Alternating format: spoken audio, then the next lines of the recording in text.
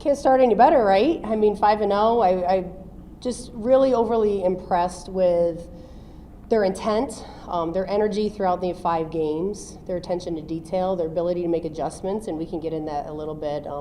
Playing against South Alabama, they're a very, very strong team. Pretty much dominated the game on the mound, and we made some unbelievable adjustments in the batter's box, and it's really the first time that I've seen us stay disciplined to an approach and not panic being behind. So that was really promising, really great to see, and I just got to give a lot of kudos to Lauren Krings in the outing that she had. All 3 games, just extremely competitive. She was so gassed against Clemson, and she wanted the ball, and you know, that's the fierce competitiveness that they have and that they want it, and they want to be successful. Coach, when we talked to you a week ago, you said you guys felt like you had kind of something to prove. What do you think you guys proved by beating 2 top 16 teams and already getting ranked in two different polls in the top 13? You know, and it's something to prove to ourselves because we know what we're capable of doing and we know how good we can be, and to be able to take all the preparation over the last 5-6 months and being able to have the results that you did just show that it all pays off. And that's really been the message from the very beginning, is really trust the process. Trust the process in the preparation, trust your coaches and what they're trying to tell you, stay disciplined to that task, and the results are going to be there. And when you see the results and you have that experiences, then you just prove it even more that your hard work does pay off. Coach, what kind of impressed you about Lauren just over the weekend, and how did she kind of set the tone for the team there on Friday? Lauren all season long, all fall, all winter. I mean, she stayed here this summer. She trained with our strength coach. She put herself in a position that her body is a lot stronger than she has been, really working on her endurance. I mean, no pitcher wants to be pulled and have someone finish their game. So she really focused on her physical attributes and what she's able to control. But what's different with her right now is her level of focus and her intent and understanding how to truly pitch and how to get batters out and not trying to throw it by people. And I mean, when you throw 68 to 72, sometimes you feel like you can just rely on speed and overpower. And she's been really focusing on her control and her command and being able to move the ball and spin it a lot more. And that's the difference that I'm seeing in her. She made some unbelievable pitches against Clemson. Some of the best I've ever seen her throw, and being as late in the game in the 7th inning and just willing herself to be able to be competitive really raised the level of play and inspired a lot of people on our team. Friday, and it's a maturity, it's the experience, it's being a senior, it's knowing this is your last chance and giving it all, and also mentoring those younger pitchers that we have. And she's really putting everything together right now and understanding what her role really is. Coach, there were a few instances this weekend where Lauren would allow a couple of base runners, but then she would get herself out of a jam. What do you think allowed her, in your eyes, to get out of those jams, and what does that say about her resiliency, especially in the face of pressure? She elevated her game, and people are going to get on.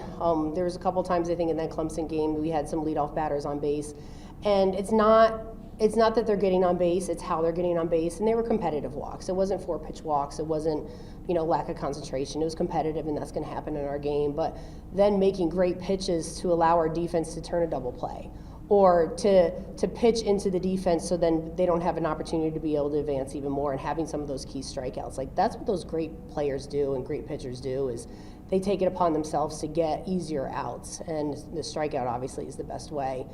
That's something that she really hasn't, she's always wanted to do, she just didn't have the intent to do so.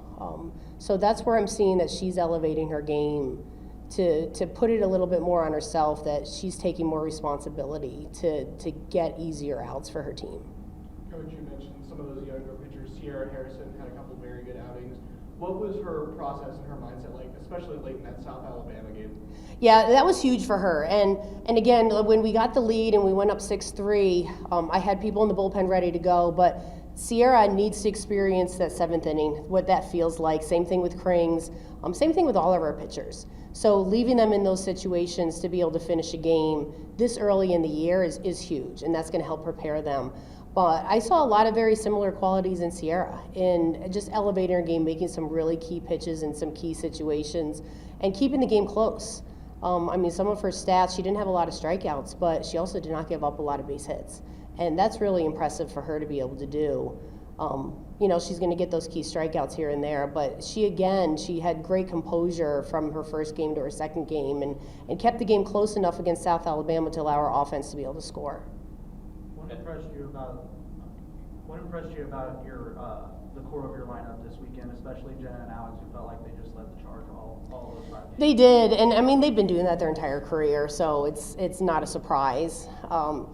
Alex, I think every single at-bat that she had, she hit the ball hard, and sometimes it was just right at people, and she had a clutch home run for us in the Liberty game. But, I mean, they really set the tone. And when they have quality at-bats, if they get on or they don't, but it's having that quality bat and seeing the ball extremely well, they pass that information on to the rest of the team. So it kind of just builds that momentum. And, you know, I'm a New Yorker, so obviously I reference Derek Jeter and the Yankees a lot, but Derek Jeter was the same exact way. And it didn't matter what the result was. He came back to the dugout and he said, oh, it's right there, you're going to crush it. And it's that confidence that carries through the rest of the team. And that's what Jenna and Alex bring. They're so consistent in their behavior. They're consistent in their approach. They play the same way regardless if we're up 8, down 8, who we're playing midweek game, big game on the weekend. And that's contagious, and that gives you confidence throughout your entire lineup, and the other players feed off of that. So that's what the two of those and their table setters to give, you know, the 3, 4, 5 hitters an opportunity to score them.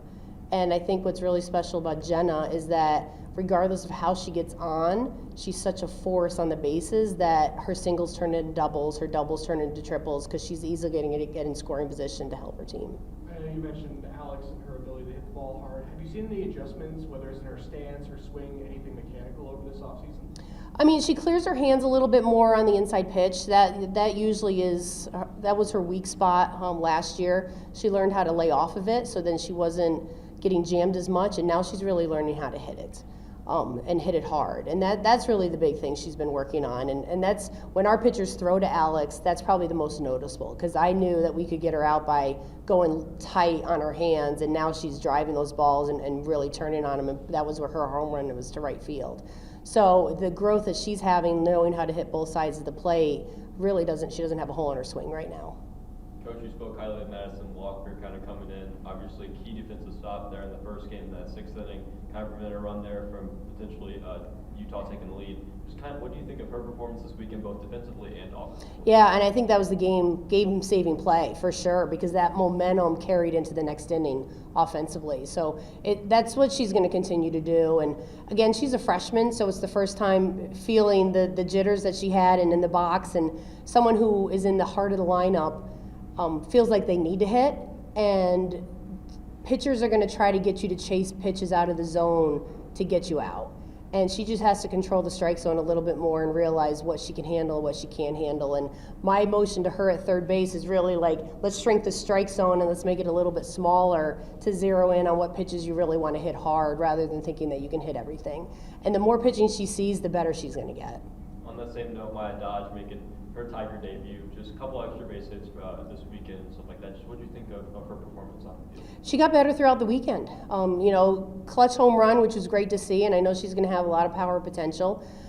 Gap to gap. She's also a force on the bases and very consistent in the outfield. So we're going to rely heavily on her. But it was great to have her feel good about this weekend, coming off of the 2 years that she did have at UNI. You know, because that's a big transition to go from UNI to now playing at Mizzou in the SEC. So for her to be able to experience some success is just going to help her confidence carrying forward. Coach, you look at the freshmen this weekend, they got a lot of run. I believe they combined to go 6 of 7 on Saturday against NC State. What are your goals for them, especially these early tournaments, before you look at the conference play?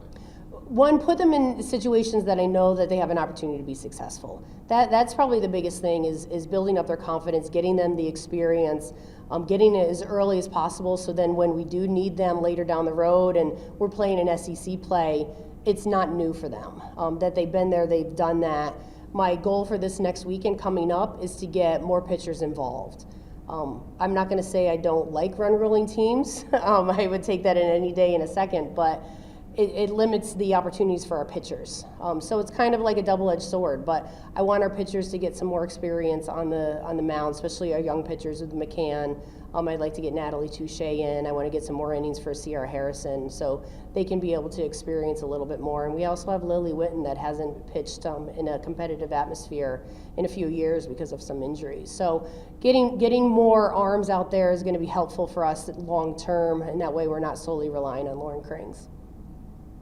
Coach, you mentioned McCann a lot. She had a kind of an up and down weekend. What do you see from her in her first couple of appearances, including her first start? I saw a freshman. That's really what I saw, and someone that has really great moments and then struggles a little bit, and that inconsistency, and that's going to happen. And the more she's out there, the more that her performance will start to level out. And again, it's putting her in situations that she's not making the moment bigger than it is. And that's what you feel with every single freshman, especially pitchers. So it's putting her in that environment, maybe putting a little bit more pressure on when she has her bullpens and getting her a little bit more accountable in some of the pitches that she makes, and narrowing in on where she needs to throw the ball. And pitchers at this level, what they realize is that if the entire ball is over any part of the plate, it's going to get hit pretty hard. So being able to nibble a little bit more and expand that strike zone and do that with movement is what she needs to do. Coach, we saw a lot of aggressive base running this weekend. How much of a point of emphasis is just that aggressiveness on the base pass going to be this season? Speed comes every day, and that's exactly what we're going to continue to work on today at practice. And it's putting the pressure and forcing our opponents to play at our speed. That's really the biggest thing. We know we're extremely athletic. We have a handful of young ladies that can steal bases at will.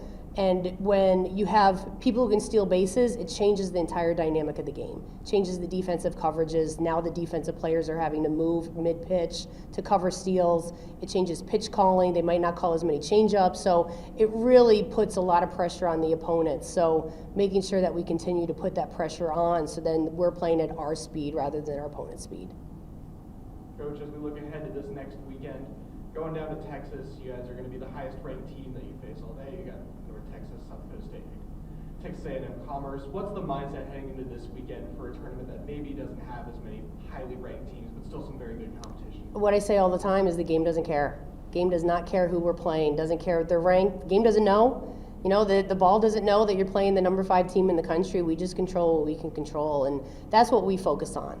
We're going to focus on playing high intensity, making those adjustments, competing every single pitch, and not throwing away at-bats. And when we measure how many at-bats we had through the course of the game, we want to have at least 80% or higher having competitive at-bats and not throwing those at-bats away. So regardless of who we're playing, that's what we're going to focus on. Coach, could you speak on the grit and resiliency that you've seen even this weekend? Obviously, 2 come from behind wins against Utah and South Alabama. Just what does that kind of say about the locker room, that they're already buying into that message, that they want to prove something to themselves? And it's huge, and I think the grit showed the South Alabama game for sure. Their pitching staff was dominating the inner half of the plate, and we were getting jammed like crazy in some very, very weak fly balls. And every time I'm on the third base side and I walk past the umpire, I'll always ask, are we swinging at strikes in there? And they give me some feedback, and passing that on to Jeff Cottrell, our hitting coach, explaining that, the umpire is saying that there are balls in there, so we got to take those pitches. So he had the hitters make some adjustments in the batter's box. But the key is the players buying into it. And that's the difference that I saw, that they made adjustments in the batter's box. They went somewhere different. They started to lay off those pitches. So now they're ahead in the count, and now the pitcher has to make an adjustment and go to her second or her third best pitch, and that's what we jumped all over. That's discipline, and that's what we focus on. And to see a team stay that disciplined the 4th game of the year is incredible. It's unlike anything that I've ever seen. And that carried into the excitement against Clemson. And, I'll tell you guys a story. When we're playing against Clemson in the 3rd inning, Krings was gassed. And she was tired. It was hot. She was fighting. She was working as hard as she possibly could. And I went out to meet her on the mound, and I wanted to pull her. And I wanted to put in another pitcher. And I had 3 ready to go. And she said, this is my game. I'm not coming out. You're going to have to carry me off the field. And I said, okay, if you get in any more trouble, I'm going to have to come and get you. And she said, don't worry about it, Coach. I got it. And she stayed into the 7th. And it was a perfect setup for Taylor Pinnell to come in the 7th inning, because they had 2, 3, 4 in the lineup, all lefties. Perfect situation for Pinnell. She's done it all last year. And I went to Krings in the dugout and I said, you're good, we're gonna win this game, Pennell needs this, she needs to close it. And she said, this is my game, I wanna finish it. If I get into trouble, you can pull me. And she went out there and shut them down. So that's the grit.